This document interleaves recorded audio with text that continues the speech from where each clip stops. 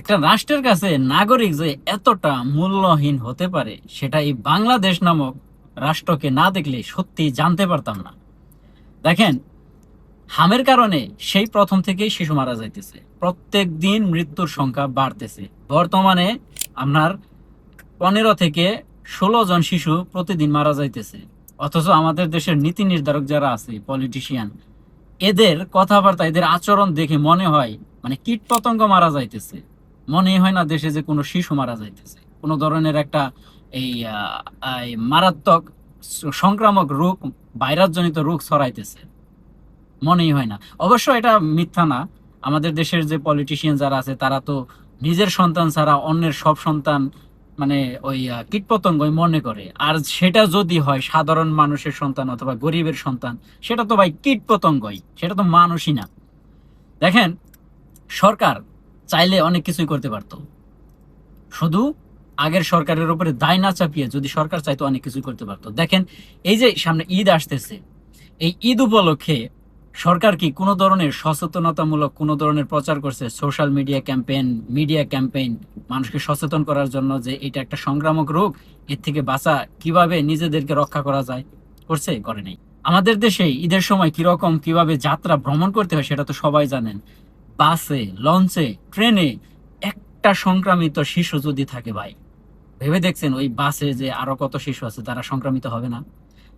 দেশের প্রত্যেকটা শহর থেকে গ্রামে মানুষ যাইতেছে ঈদ উপলক্ষে, ঈদ উদযাপন করার জন্য।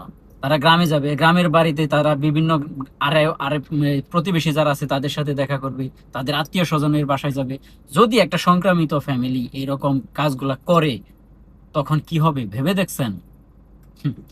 সরকার চাইলে এইগুলা করতে পারতো না যে যে ফ্যামিলি থেকে একজন সংক্রামিত হয়েছে ওই ফ্যামিলিকে সরকারের আন্ডারে, সরকারের দায়িত্বে আইসোলেট করে রাখবে, আইসোলেশনে রাখবে, যে তাদের জন্য ঈদ ভ্রমণ যাত্রা নিষেধ।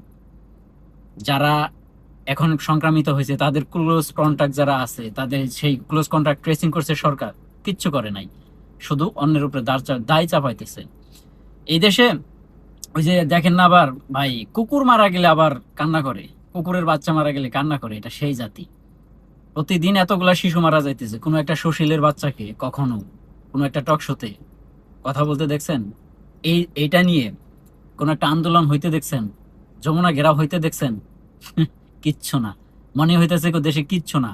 খালি ভাই দেখেন ঈদের পরে এই হামের রোগটা, এর সংক্রমণটা এমন আউট অফ কন্ট্রোল হয়ে যাবে, যেসব মহামারী হতে পারে একমাত্র আল্লাহ যদি না রক্ষা করে। কারণ সরকার তো কিছু করতেছে না। সরকারে তো আমাদের যে পিএম ভাই আছে তার তো কোনো সময় নাই এই কাজে। তার সময় আছে আপনার ওই যে তার কি জানো, ওই যে আপনার প্রতিবন্ধী গাড়ি গাড়ি বানায় সেটা ড্রাইভ করতে, ইলেকট্রিক ট্রাক ড্রাইভ করার সময় আছে, তার ওয়াইফকে নিয়ে ড্রাইভ করার সময় আছে, তার মেয়েকে নিয়ে নাটক দেখতে যাওয়ার সময় আছে। আর ওই যে কি বাল খনন করতে জানে, খাল নাকি বাল খনন করতেছে। খাল খনন করে কি হবে? দেশের যে প্রতিটা শহরে যে সমস্যাটা আছে, জলাবদ্ধতার যে ড্রেনেজ সিস্টেমটা আছে, এই ড্রেনেজ সিস্টেম বিভিন্ন জায়গায় জলাবদ্ধতা সৃষ্টি হয় কারণ ড্রেনগুলা ক্লিয়ার না, ভেঙে চুরে আছে। এইগুলা মেরামত করেন, এইগুলা সংস্কার করেন যাতে শহরের এই জলাবদ্ধতা সৃষ্টি না হয়। এগুলা করবে না কারণ এগুলাই তো টাকা আসবে না ভাই, জানেন?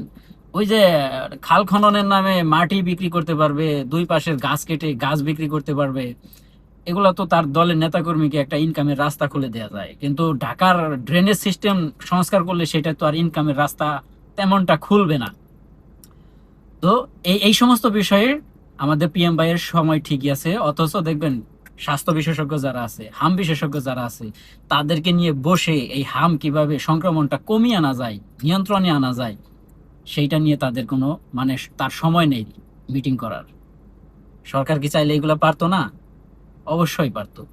যারা আক্রান্ত হয় তাদেরকে আইসোলেশনে রাখা, তাদের ক্লোজ কন্ট্রাক্ট বের করা, তারপরে বিভিন্ন ধরনের হটলাইন নাম্বার চালু করা, যাদেরই লক্ষণ দেখা দেয় তারা যেন ওই নাম্বারে কল দিয়ে, তারপরে সরকার থেকে ওই বাড়িতে পর্যন্ত লোক পাঠাবে, কর্মী যাবে চিকিৎসা দেওয়ার জন্য, সংক্রমণ এমনিতেই কমে যেত। কিন্তু তা না করে ঈদ উপলক্ষে যেখানে জরুরি অবস্থা জারি করা উচিত ছিল সেইখানে একটা সচেতনতামূলক ভিডিও পর্যন্ত প্রচার করেনি সরকার। ঈদের পরে দেখেন আল্লাহ জানে কি হয়, যে সংক্রমণটা যদি খালি মহামারী আকার ধারণ করে।